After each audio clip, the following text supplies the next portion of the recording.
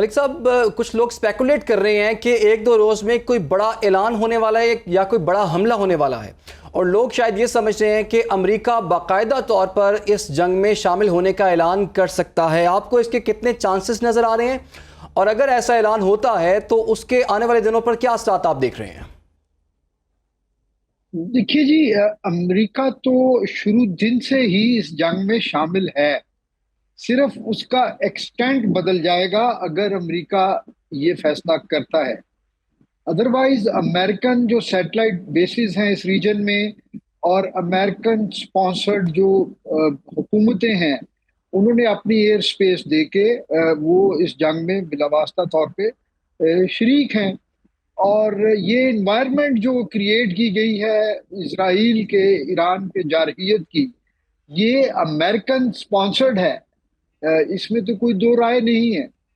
لیکن اب جس چیز کو آپ ریفر کر رہے ہیں کہ وہ کیپیبلٹی جو اسرائیل ایئر فورس کے پاس نہیں ہے، جیسے جو ڈیپ پینیٹریشن بامز ہیں یا جن کو بنکر بسٹر عرف میں کہا جاتا ہے، جی 30,000 پاؤنڈرز جو ہوتے ہیں B-2 بامبرز کے ذریعے، تو ان کا جو ہے وہاں پہ ڈراپ کرنا، نیوکلیئر فیسلٹیز کو جو کہ ڈیپ انڈر گراؤنڈ ہیں، تو وہ یہ ایک کسر رہ گئی ہے۔ لیکن میرا خیال ہے کہ ابھی بھی چانس ہے کہ یہ صرف ایک بلف ہو، یہ پوسچرنگ ہو، ایران کو مزید جو ہے کسی کاروائی سے روکنے کے لیے اور ان کو پوزیشن آف ویکنیس پہ مذاکرات کی ٹیبل پہ لانے کے لیے۔ تو ملک صاحب، اور یہ جیسے ویسے ڈونلڈ ٹرمپ کے اگر ہم ٹویٹس دیکھیں تو اس میں بھی انہوں نے کہا انکنڈیشنل سرنڈر کی انہوں نے بات کی ہے، کہا ہے کہ گیو اپ کر دیں آپ۔ تو بیسیکلی وہ چاہ کیا رہے ہیں؟ وہ چاہ یہ رہے ہیں کہ نیوکلیئر طاقت ایران نہ بنے، یا پھر اس وقت جو کرنٹلی اس وقت سینیریو چل رہا ہے اس میں اس وقت رجیم چینج جو ہے ان کا سب سے بڑا ٹارگٹ ہے؟ دیکھیے، یہ پریزیڈنٹ ٹرمپ کا ایک مخصوص سٹائل ہے، کیونکہ یہ کوئی سیاستدان یا اسٹیٹسمین تو ہے نہیں، یہ ایک پراپرٹی ٹائکون ہے، اور وہ نیو یارک کی جو انوائرمنٹ ہے نا، وہاں پہ اسی طرح دھوس دھمکی اور اس قسم کے جو ہے نا نعرے بازی، وہ دوسرے کو اوور پاور کرنے کی کوشش کرتے ہیں۔ اگر کوئی ان کے اس میں آ جائے تو اپنی ڈیل کر لیتے ہیں، اور اگر کوئی آگے سے اکڑ جائے تو پھر بیک آؤٹ بھی کر جاتے ہیں۔ یہ جی تو ہم نے ان کو بڑا آبزرو کی، آپ نے بھی کیا ہے، ساری دنیا جانتی ہے۔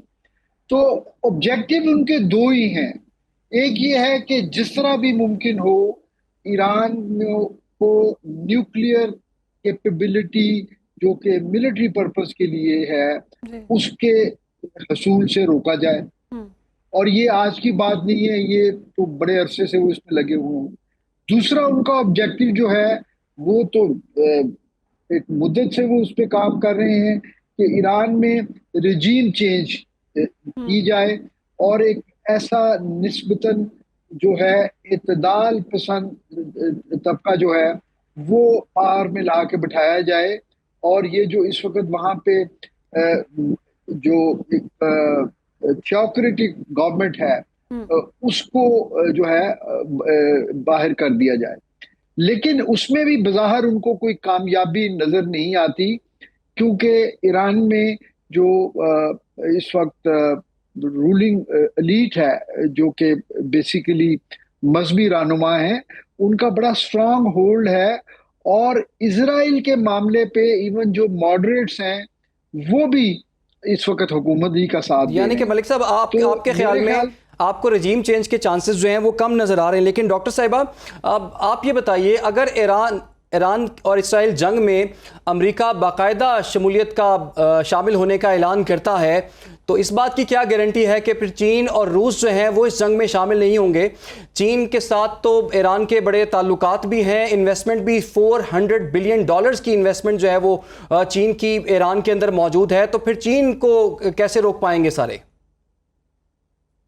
یہ آپ کا بالکل اس وقت جو سب سے بڑی ڈسکشن ہے وہ ہونی ہی یہ چاہیے کہ اگر یہ جنگ کے اندر جیسا کہ امریکہ آلریڈی انوالو ہے، اور اگر وہ کھل کے اس طرح سے انوالو ہوتا ہے کہ باقاعدہ کہہ دیتا ہے، ڈپلومیٹیکلی کہہ دیتا ہے، یہ تو سب کو پتا ہے کہ وہ انوالو ہے، تو کہ جی ہم اب اس جنگ کا حصہ بن رہے ہیں. تو اس صورتحال میں رشیا اور چائنا جو کہ دونوں جو ہیں ایران ان کی سافٹ انڈر بیلی ہونے کے ساتھ ساتھ ان کی بہت انویسٹمنٹ بھی ہے وہاں پہ, دونوں ہی افورڈ نہیں کر سکتے ایک ڈی اسٹیبلائز جو ہے وہ ایران کا ہونا. دونوں کی رشیا کی سیریا کے اندر موجودگی کی وجہ بھی یہ تھی کہ سیریا کو بھی ڈی اسٹیبلائز کر کے وہ اس ریجن کو ڈی اسٹیبلائز نہیں ہونے دینا چاہتا تھا, ورنہ اس کو وہاں ہونے کی کوئی ضرورت نہیں تھی. اب سوال یہ ہے کہ ایران کتنا سٹینڈ کر سکتا ہے. جیسے سیریا 20 سال تک بشار الاسد جو ہے وہ کھڑا رہا, لیکن دیمک کی طرح اگر آپ چاٹنا شروع کر دیں کسی بھی چیز کو تو پھر وہ ڈھہ جاتی ہے. ہم نے دیکھا کہ وہی موڈس اپرنڈائی ایران میں بھی استعمال ہوا کہ جنرلز تک جو ہیں, سویلینز تک جو ہیں وہ پینیٹریشن ہو گئی بھی ہے, لوگ اور وسائل ایسیٹس خریدے جا چکے ہوئے ہیں. تو ہمیں اب یہ دیکھنا ہے کہ ایران کتنا کھڑا رہ سکتا ہے, اور جب تک ایران جو ہے وہ اپنے پیروں پہ کھڑا رہے گا اس کو مدد بہرحال ملتی رہے گی. اور مدد یہ وہ کوئی ہاتھی گھوڑیوں کا زمانہ تو نہیں ہے کہ گھوڑے اور ہاتھی پہ آپ نے بوٹ لے کے جو ہے وہ ایران کھڑا رہے گا. جیسے کہ شاہزاد صاحب ہم دیکھ رہے ہیں چین اور ترکیہ بھی ہے جو اس معاملے میں متحرک ہو چکا ہے, 20 سے زائد اسلامی ممالک ہیں جو کہ اسرائیل کی مذمت کر چکے ہیں. تو یہ سارے اگر متحد ہو جائیں تو اسرائیل پر دباؤ آ سکتا ہے؟ دیکھیں پہلا سوال یہ ہے کہ یہ متحد ہو جائیں تو متحد ہو جانے پر ہی کوسچن مارک ہو جاتا ہے. ہر کسی کی اپنا ایک ڈپلومیٹک پوسچر ہے. یہ کتنے متحد ہو سکتے ہیں؟ متحد صرف وہی ہوگا جس کو نقصان جو ہے وہ اٹھانا پڑ رہا ہوگا. تو یہ دیکھنا پڑے گا کہ اس صورتحال میں اس دفعہ خطہ جو ہے وہ پورے کا پورا آگ کی لپیٹ میں چلا جائے گا. آج کی جو میں ہیبرو میڈیا جتنا میں فالو کر رہی تھی تو اسرائیل کے اندر صورتحال یہ ہے کہ اسرائیلی وہاں پہ پھنس چکے ہوئے ہیں, اور اسٹیٹ کی طرف سے, اسرائیلی اسٹیٹ کی طرف سے جو کچھ بھی وہ ہے, میں تو اس کو اسٹیٹ کنسیڈر نہیں کرتی, تو ان کی طرف سے آرڈر ہے کہ یہ لوگ باہر نہیں جائیں گے. اور وہاں جتنے بھی ویسٹرن سیٹل کیے ہوئے ہیں وہ سب ڈوئل نیشنل ہیں, ان کے پاس ڈبل پاسپورٹ ہیں, وہ بہت زیادہ میجورٹی میں رشینز ہیں یا یو ایس کے لوگ ہیں. تو امریکہ کہہ رہا ہے کہ میرے شہریوں کو وہاں سے نکالا جائے, اور اسرائیل کہہ رہا ہے کہ نہیں نکلنے دینا. تو وہ وہاں پہ ان کو as a human shield use کر رہا ہے. تو ایک بات تو سمجھنے کی ہے کہ انڈیکیشنز ہیں کہ یہ جنگ بھڑکے گی اور یہ جنگ بڑھے گی, کیونکہ اگر یہ جنگ نہیں بڑھتی ہے تو اس کا مطلب ہے ایران جو ہے وہ جیت گیا. ایران اپنا نیوکلیئر پروگرام بھی رکھ لے گا اور یہ بھی ثابت کر دے گا کہ وہ سسٹین کر سکتا ہے کولیکٹیو براڈر ویسٹ کے سامنے.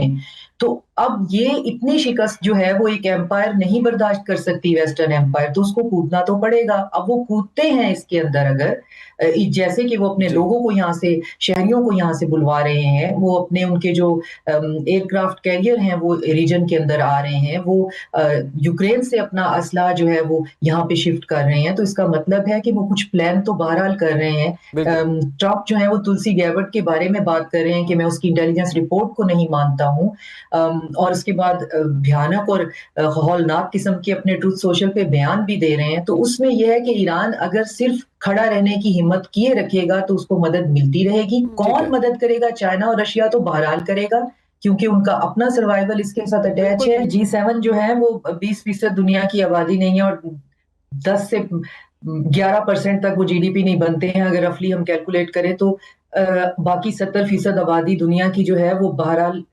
سائیکولوجیکلی جو ہے وہ ایران کے ساتھ ہے, اور وہ یہ سمجھ رہی ہے کہ یہ حق اور باطل کی لڑائی ہے. تو ان کا جو بھی کمیونیکے آیا ہے اس کمیونیکے میں سیز فائر کی بات کی طرف بات کی ہے. ایمینوئل میکرون نے ایکس پہ پوسٹ لگائی ہے, اور ٹرمپ نے کہا ہے کہ اس کو کیا پتا کہ ہم نے کیا کرنا ہے. تو یہ آپس میں دیکھیں جیسے ہائی اسکول کے بچے جو ہیں وہ لڑ رہے ہوتے ہیں. تو G7 کوئی ایسا ہوا نہیں ہے کہ اس میں سے اگر کچھ بھی نکل آنا تھا. انہوں نے اسرائیل بنایا ہوا ہے, انہوں نے اسرائیل کی موجودگی کی وجہ سے پورے خطے کو ڈی اسٹیبلائز کرنا ہے. 6 ملکوں کی ان کی لسٹ تھی, تو ایران آخری ملک ہے. اس کو جب تک وہ ڈی اسٹیبلائز نہیں کریں گے, اور ڈی اسٹیبلائز کرنا بھی پولیٹیکل ریزن کی وجہ سے نہیں ہے, اس کی وجہ بھی ریسورسز ہوتی ہیں, اس کی وجہ بھی بڑی کمپنیز ہوتی ہیں, آئل ہے, اس کے منرلز ہیں, ریئر ارتھ ہے, اور جتنا خطہ جو ہے وہ ڈی اسٹیبلائز ہوگا اس میں ایک پپٹ رجیم آ جائے گی. جیسے رضا پہلوی کا بیٹا آج کل بہت زیادہ ان ہوا ہے, جو کہ یہ کہتا پھر رہا ہے کہ اسرائیل ٹھیک کر رہا ہے. تو یہ بہت غلط